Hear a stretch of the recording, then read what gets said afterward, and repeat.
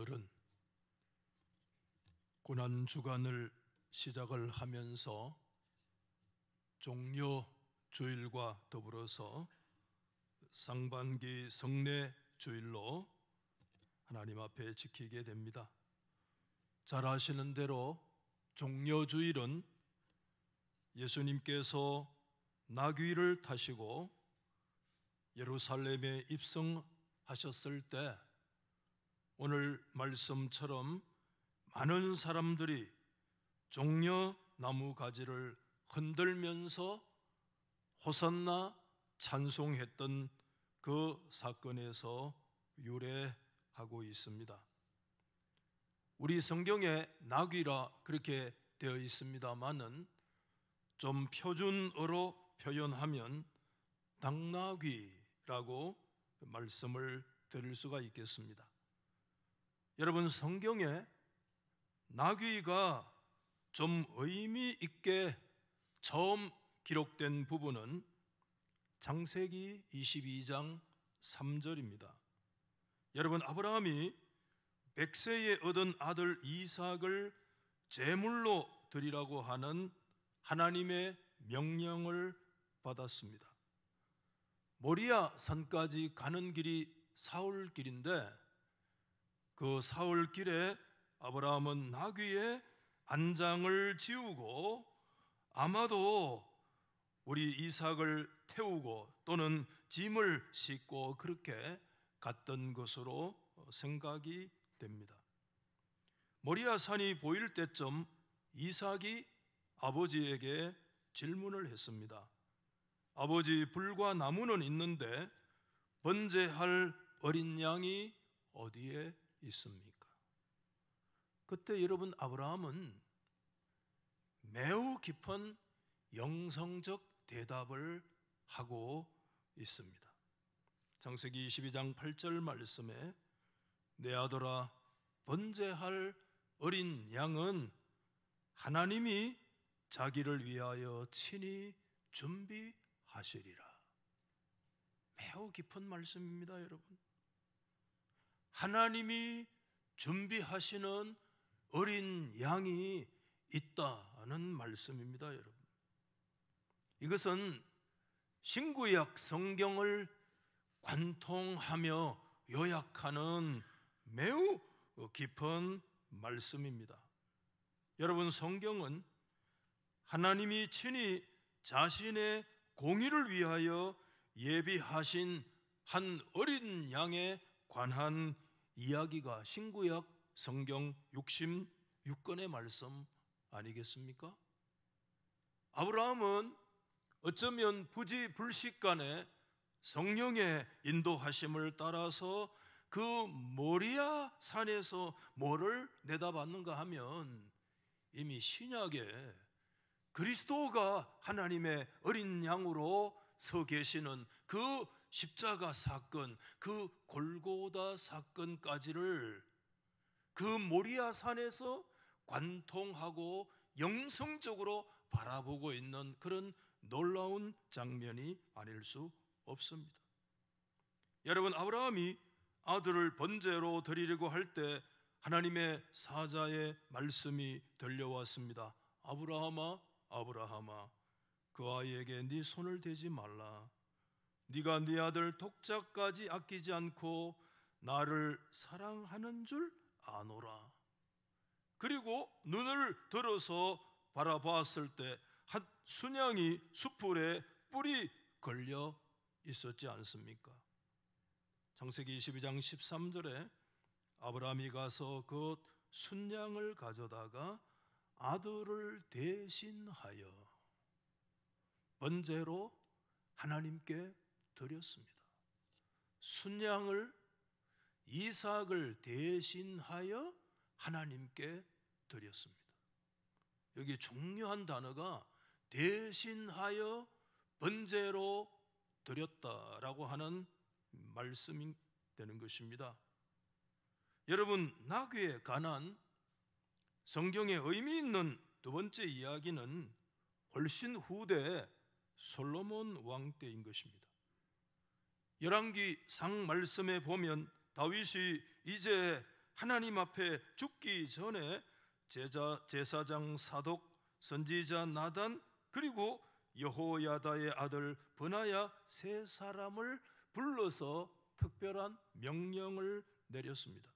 너희는 신하들을 데리고 기혼으로 내려가서 아들 솔로몬에게 기름을 부어 왕으로 삼으라.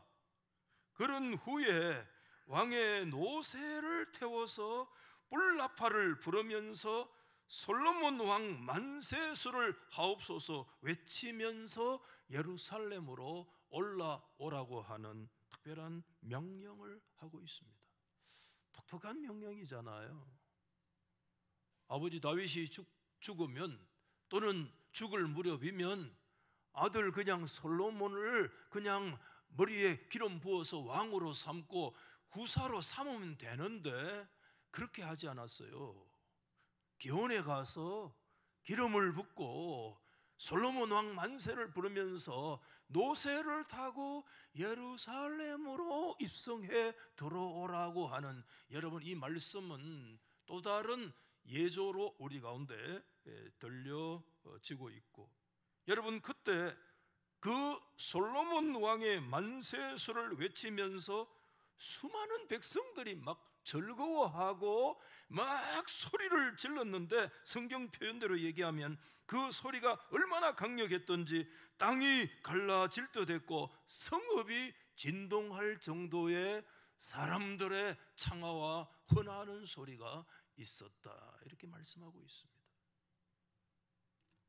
우리 오늘 나귀에 관한 성경의 제3의 스토리에 우리가 좀 주목을 해야 합니다. 그것은 오늘 저와 여러분들이 읽으신 말씀이고, 예수님께서 어린 나귀 새끼를 타시고 예루살렘으로 입성하시는 이 놀라운 사건입니다.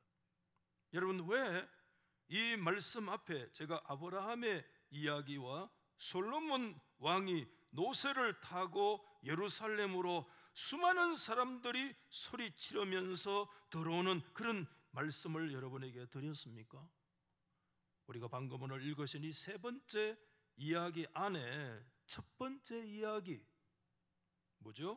나귀를 타고 자신이 죽을 모리아 산을 향해서 가는 언약의 아들 이삭의 모습이, 나귀 타고 예루살렘으로 지금 마지막 십자가를 향해서 나아가시는 그리스도의 모습 안에 있고 그 안에서 성취되고 있기 때문에, 더 직접적인 것은 솔로몬의 뜻이 뭡니까?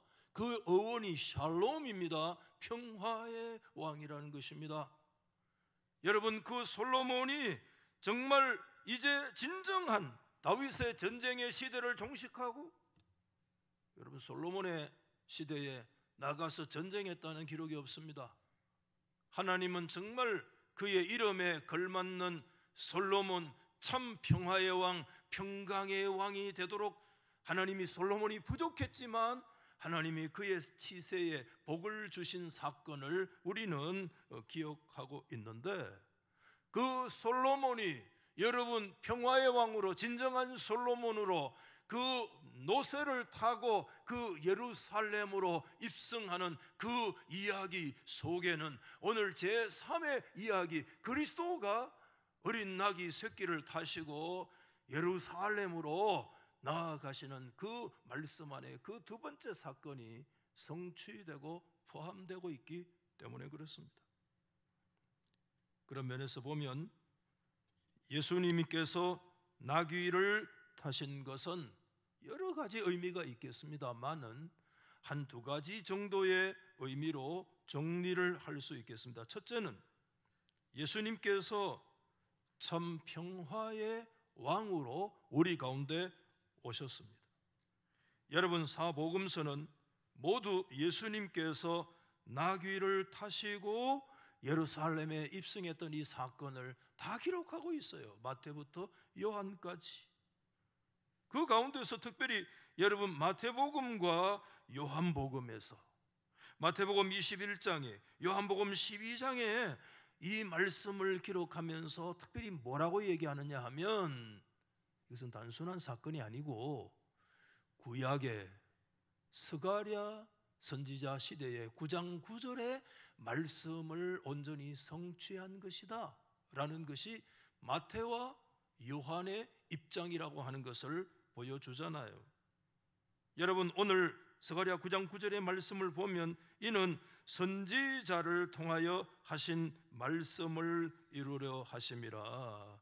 일러서되 시온 딸에게 이르기를 네 왕이 내게 임하나니 그는 겸손하여 낙이 곧 멍에 매는 짐승의 새끼를 탓도다 하라 하였느니라. 여러분 잘 아시죠? 이 위대한 스가랴 9장 9절의 말씀이 지금 예수님이 낙이 타시고 예루살렘으로 입성하는 이 사건을 통해서 온전히 완성되고 성취되고 있지 않습니까? 여러분, 정말 우리가 시간상 더 깊은 설명을 다 드리지를 못하지만 성경 여러분 그 어디를 보더라도요, 왕이 나귀를 타거나 그런 기록을 거의 찾아볼 수가 없습니다. 여러분, 율법적으로 보면 나귀라고 하는 것은 아주 비천한 동물이었습니다. 의식적으로도요, 율법상에서 나귀는 굉장히 부정한 동물 가운데 최고의 부정한 동물이 나귀였어요. 나귀는 죽으면 매장 안 해요. 그것이 얼마나 부정되면 성 밖에 그냥 산채로 갖다가 던져버리는 것이 나귀의 마지막 생애였습니다. 그래서 여러분, 예레미야 22장 19절 말씀에 보면 예루살렘 문 밖에 던지우고 나귀같이 매장함을 되리라 이렇게 말씀하고 있어요. 왜냐하면 사람이 정당하게 매장되지 못할 때를 비유해서 예루살렘 성 밖에 나귀처럼 버려지는 존재가 될 거다라는 말씀으로 얘기하고 있어요. 그만큼 나귀는 비천한 동물인 것입니다. 그런데 여러분, 예수님께서 그 비천한 동물인 나귀를 타시고 오셨다는 것은 주님의 뭘 보여주고 있는가 하면 주님의 낮아지심을 말씀합니다. 여러분, 이것을 믿습니까? 십자가 사건은 주님의 낮아지심의 사건입니다. 휴밀리에이션, 자신의 비하의 사건. 주님의 어디까지 낮아지셨는가? 우리 주님은 종의 자리까지, 비천한 자리까지, 사람들 짐승 가운데 가장 비천한 동물이 나귀인데 그런 자리까지 우리 예수 그리스도께서는 낮아지심의 사건인 것입니다. 십자가 사건은 기독교의 핵심인데 기독교에서 핵심인 십자가 사건은 뭘 통해서 성취되는가 하면 그리스도의 자기 비하를 통해서 성취되어지고 있습니다. 이것은 동시에 그리스도의 뭘 보여주는가 하면 그리스도의 겸손을 보여주고 있습니다. 그래서 여러분, 오늘 여기에서 그 왕이 너에게 임하나니 그는 겸손하여 나귀 곧 또 멍에 매는 짐승의 새끼를 타도다. 겸손하여 험벌이라고 하는 것이 무슨 뜻인가 하면 고난을 당하다 이런 뜻입니다. 가난하시다, 머리를 숙이시다, 낮아지다의 의미를 가지고 있는 것입니다. 여러분, 우리 주님은 겸손의 왕으로, 참 평화의 왕으로 우리 가운데 오신 줄 여러분 믿으십니까? 그 평화와 그분의 진정한 역사는 뭘 통해서 이루어지느냐? 겸손, 낮아지심, 이것은 고난과 그리스도의 십자가를 전제하고 있는 것입니다. 왕인데 왕이 여러분 겸손하여, 네 왕이 겸손하여 왕이 여러분 가장 비천한 그 나귀를 타셨다? 구원의 왕이신 예수 그리스도는 뭘 통해서 그분의 온전한 구원을 성취하시고 우리에게 진정한 평화를 가져다 주실 수 있는가 하면 다른 길이 존재하지 않는다는 것입니다. 그것은 그분의 낮아지심, 그분의 십자가와 고난의 역사를 지나가지 아니하시면 이와 같은 일들은 일어날 수 없다는 것을 말씀하고 있는 것입니다. 그리고 또 한 가지, 우리 예수님은 평화의 왕으로 오셨을 뿐만 아니라 예수님은 대속의 주님으로 오셨습니다. 여러분, 욥기서 성경에 보면 39장 어간에 나귀, 특별히 덜나귀에 대해서 얘기하는데 그 덜나귀의 특징을 뭐라고 얘기하는가 하면 좀 오늘 우리말로 표현하면 컨트롤 안 되는 존재, 그런 뜻이에요. 아무리 소리 질러도 덜나귀는 사람의 조종을 당하지 않아요. 그런 존재를 성경에 덜나귀 같은 존재, 이렇게 말씀하고 있는 거예요. 주인의 어떤 그 제어가 전혀 먹혀지지 않는 동물이 덜나귀인데, 여러분 말씀드린 대로 그래서인지 여러분 구약성경 레위기 11장이나 신명기 14장에 특별히 그 율법에 대한 규제, 그 정결 규례에 들어가서 나귀는 새김질도 하지 않고 또 그 쪽발도 굽도 갈라져 있지 않아서 율법에 아주 부정된 그런 짐승으로 분류되어지고 있는 것을 우리는 잘 알잖아요. 네, 여러분, 지금까지 말씀을 다 기억을 못 하더라도 나귀에 대한 아주 독특한 말씀을 성경에 한 구절 말씀하고 있는데, 그게 여러분 출애굽기 13장 3절에 보면 나귀의 첫 새끼는 다 어린 양으로 대속할 것이요 그렇게 하지 아니하려면 그 목을 꺾으라는 말씀입니다. 나귀에 관한 여러분 성경에서 가장 독특한 본문이에요.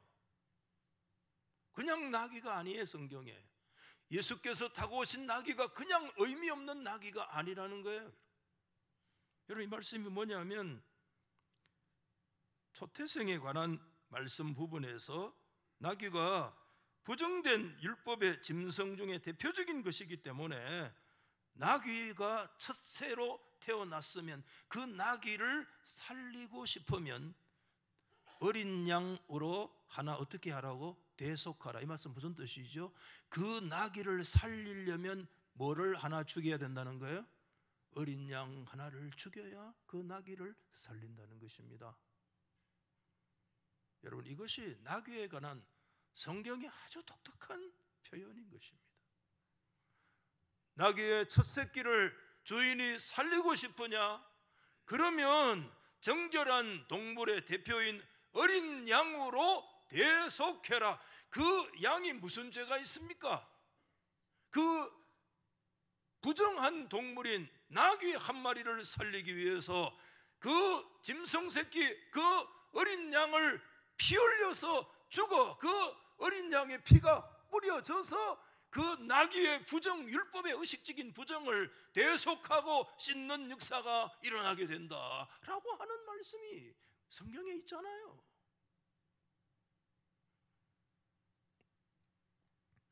만약에 양이 아까워, 만약에 그 나귀를 살리고 싶지 않아, 그러면 어떻게 하라고 그랬어요? 목을 꺾어라, 죽여라는 겁니다. 우리는 이런 성경 구절을 읽을 때 보통의 말씀이 아님을 우리는 압니다. 어린 양으로 대속하지 않는 부정한 짐승에게 내려지는 준엄한 하나님의 의식적이고 율법적인 형벌로 가차없이 어린 나귀가 태어나면 그냥 목을 꺾어서 바로 죽여버려라고 하는 무시무시한 명령의 역사가 주어져 있습니다. 오늘 우리 종려주일에 성례주일을 지키면서 저는 지금 예수님을 태우고 예루살렘으로 돌아오는 오늘 성경 표현대로 보면 아무도 타보지 않는 어린 나귀 새끼를 다시 한번 생각해 보게 됩니다. 어쩌면 이 나귀는 아무도 타보지 않는 첫 새끼로서 자기 자신이 그 정도에 살아있기 위해서 그 나귀 자신을 대신해서 한 마리의 어린 양이 피 흘려 대속해 죽은 나귀인지도 모르겠습니다. 그렇게 살았던 나귀가 이제는 누구를 태우고 들어오고 있는가 하면 세상 죄를 지고 가시는, 이 세상의 죄진 인생들을 대속하기 위한 하나님의 어린 양이신 예수 그리스도를 그 나귀가 대신 태우고 지금 예루살렘의 그 십자가를 향해서 성큼성큼 걸어가는 그 순간을 성경은 의미 있게 우리 가운데 말씀해 주고 있습니다. 주님께서는 말씀하셨습니다. 마가 10장 45절에 인자가 온 것은 단 한 가지 이유입니다. 자기의 목숨을 많은 사람의 대속물로 주려 함이니라. 여러분, 그리스도께서 십자가에 피 흘리지 않으시면, 어린 양이신 그리스도의 대속이 없으면 여러분, 그 부정한 나귀 새끼도 목을 꺾어 죽을 수밖에 없는 그런 운명이고, 그런 자리에, 철저한 율법적인 부정의 자리에 처한 존재라면 우리 어떤 존재입니까? 우리 어떤 존재입니까, 여러분? 목사가 되고 가운을 입으면 거룩한 존재입니까? 100%? 그렇지 않습니다, 여러분. 성경은 정확하게 얘기합니다. 만물보다 거짓되고 심히 부패한 것이 우리 인생 사람의 마음이라고 말씀했습니다. 우리는 하나님 앞에서 아무것도 못하는 무능한 존재다, 그런 뜻 아닙니다. 하나님은 우리에게 엄청난 능력 주셨어. 이런저런 문화의 명령과 창달의 그런 사명과 그런 은사와 능력을 하나님이 우리 가운데 주셨지만, 그러나 우리는 의식적으로 그리스도 안에서 우리는 전적으로 부패하고 타락한 존재임을 하나님 앞에 깊이 고백하지 않으면 안 되는 것입니다. 예수님의 예루살렘의 입성은 여러분 어디에 맞추어져 있느냐 하면 유월절에 맞추어져 있습니다. 그래서 여러분, 성경에 복음서에 보면 조금씩 기록의 차이를 정확하게 구분하기가 좀 어려운 부분들이 있어요. 이 부분이 애매한 부분이긴 하지만, 예수님이 십자가에 못을 박혀서 죽는 그날은 마가복음의 말씀이나 요한복음의 말씀이나 기타 누가복음에 의하여 보면 그날이 어떤 날인가 하면 예수께서 유월절에 양을 잡는 날에 예수님께서 십자가에 달리셔서 못 박혀 죽으신 거예요. 예수님은 세상 죄를 지고 가는 하나님의 어린 양으로서, 유월절의 진정한 성취로서, 유월절을 통해서 이스라엘이 이집트에서 구원받는 역사가 일어났다면, 어린 양이신 그리스도께서 유월절의 참 양으로 그가 죽으시고 피 흘려 주심으로 죄와 사망과 영원한 죽음과 저주의 자리에서 우리가 건짐받고 구원받는 그와 같은 역사가 일어난 것을 믿습니다. 사랑하는 우리 성도 여러분,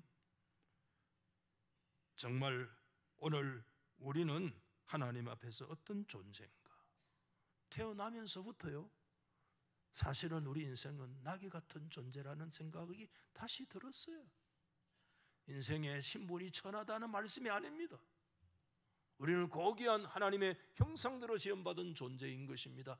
그러나 우리 인생은 태어나면서부터 전적인 죄인으로 태어난 것입니다.